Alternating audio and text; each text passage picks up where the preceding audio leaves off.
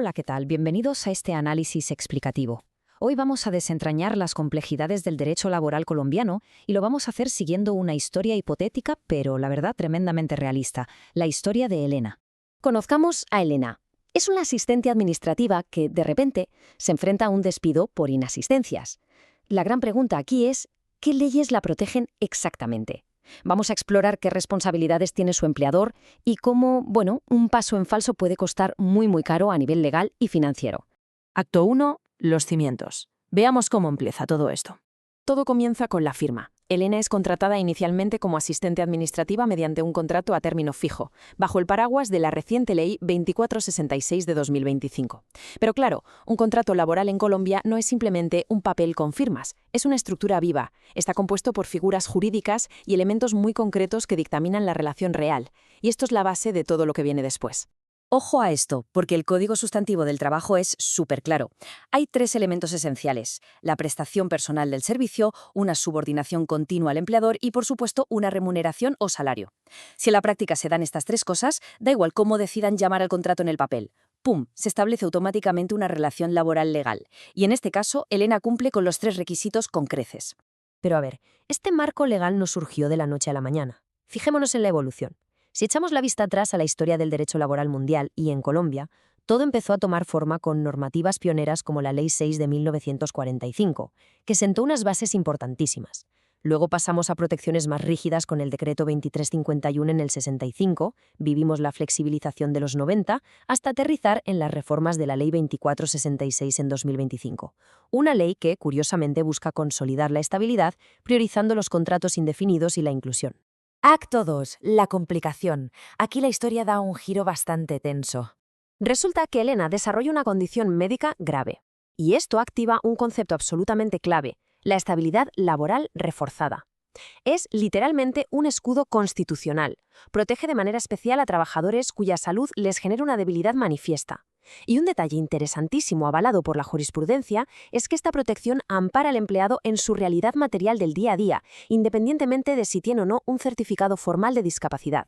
Claro, para mantener estos derechos, el empleador tiene obligaciones.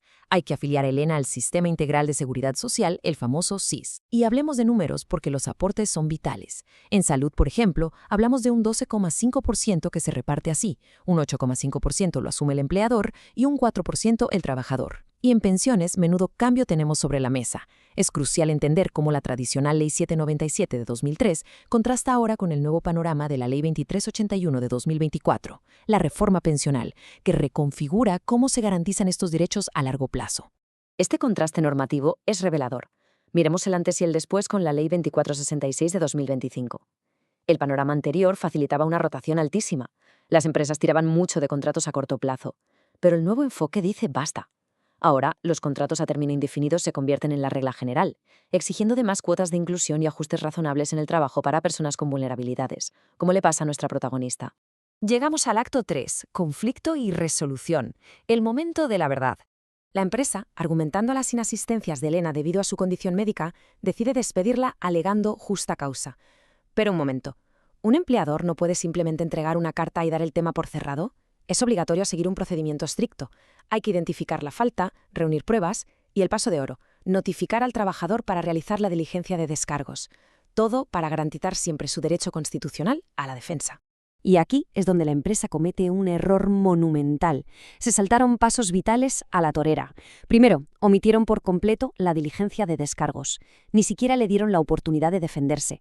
Y segundo, el error definitivo. Al tener Elena esa estabilidad laboral reforzada, la empresa estaba obligada a pedir autorización previa al Ministerio del Trabajo. Al ignorar todo esto, transformaron un despido que quizá querían justificar en un despido fulminante y estrictamente ilegal. Las consecuencias de saltarse la ley así son, gravísimas. Al violar el debido proceso, jurídicamente el despido se declara nulo. ¿Qué significa esto en la práctica? Que Elena tiene derecho a exigir su liquidación completa, todos los salarios que dejó de percibir, indemnizaciones punitivas altísimas por eludir el proceso y casi con total seguridad una orden para ser reintegrada de inmediato a su puesto de trabajo. Y para calcular esa liquidación final o las horas exactas de su reintegro, tenemos que hablar de la jornada laboral bajo la Ley 2101. En pantalla vemos el número 42, que es el objetivo final de horas semanales. Pero recordemos que la ley estableció una reducción progresiva, bajando de las 47 horas, pasando por las 46, hasta llegar gradualmente a esas 42 horas. Si una empresa ignora esta métrica progresiva, se arriesga a un tremendo efecto dominó de demandas por horas extras mal calculadas. En resumen, la legislación laboral colombiana es como un engranaje perfecto. La naturaleza del contrato inicial, los aportes ininterrumpidos a la seguridad social, el cumplimiento estricto del debido proceso disciplinario, todo tiene que encajar. La más mínima falta de documentación o el simple desconocimiento de un fuero constitucional desmorona cualquier acción de la empresa. Para cerrar este análisis vale la pena reflexionar. Si un inspector revisara hoy mismo los procedimientos de despido de una empresa cualquiera, ¿encontraría un proceso impecable o un error jurídico carísimo? Hemos visto que un procedimiento mal llevado, sobre todo con personas en vulnerabilidad, es un riesgo financiero brutal.